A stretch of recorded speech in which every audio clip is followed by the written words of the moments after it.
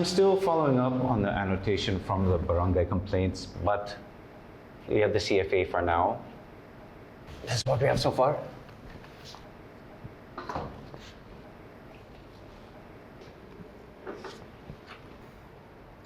Concubinage yung gusto mong isang pangkaso laban sa asawa mong si Samson Guerrero at yung assistant niyo sa tindahan na si Ayla Ocampo, tama?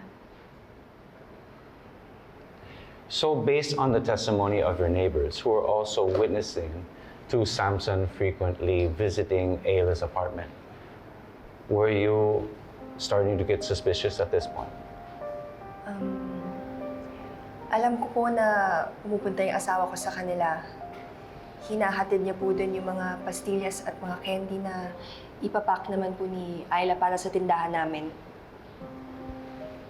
Okay, so kung yun ang excuse, pakiramdam mo ba na doon nagsimula yung kanilang affair na wala kang kaalam-alam?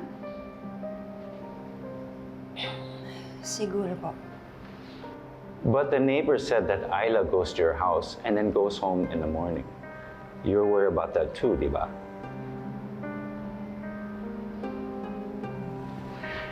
And were those during those instances as well? So, what was Ayla doing at your house?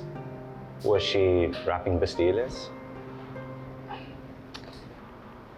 Don't you think that she could have been doing something there all along? Ano po ba yung pinapalabas niyo? I'm sorry, I just want to know the facts, Felice. It seems like it's not the first time you learned about the affair when you caught them hugging and dancing romantically in Ayla's apartment.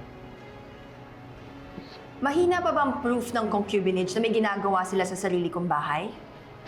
Na pinag-uusapan na kami ng mga kapitbahay namin? Na may milagro silang ginagawa sa bahay ni Ayla? Those could be grounds for concubinage, but it's not enough because you have to catch them in the act for the case to be undoubtedly and successfully prosecuted. Unless there's something else happening here, Felice. Si Attorney Spanky po. Ito po yung photocopy ng detailed report ng barangay doon sa supposed conciliation nila. Nabasa na ba ito ni Attorney Spanky? Hindi yung detailed minutes. Okay, thank you. Oh, go ahead. Thank you. Sorry, nag-backtrack lang.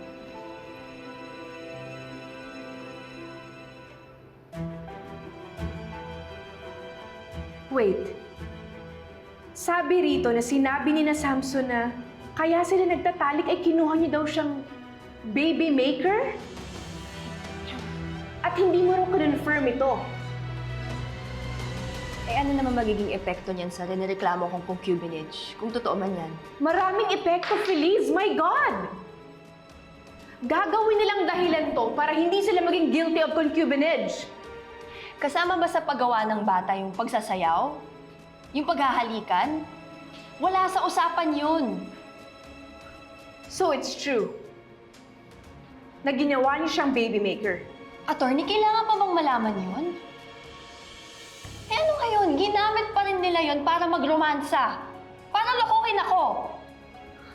Attorney, matatalo ba ako pag ganun? Hindi na ba mapaparusahan yung panloloko nila sa akin? Lalo na at yung Attorney Lilet Matias yung abogado nila. Nabasa ko yung tungkol kay Attorney Matias. Magaling daw siya. Kapag ginamit niya ba na baby maker namin si Ayla, matatalo ba ako, Attorney?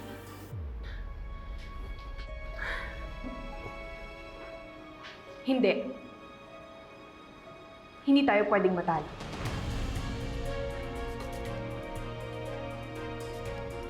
Alam ba ng mga kapitbahay niyo na baby maker niyo si Ayla?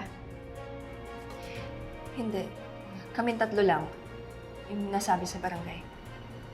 May hard proof ba kayo na kinuha niyo si Ayla na baby maker? Bukod sa sinabi ni na Samson at Ayla sa barangay, meron ba kayong kontrata o kasulatan? Did I miss anything? Nothing, Attorney.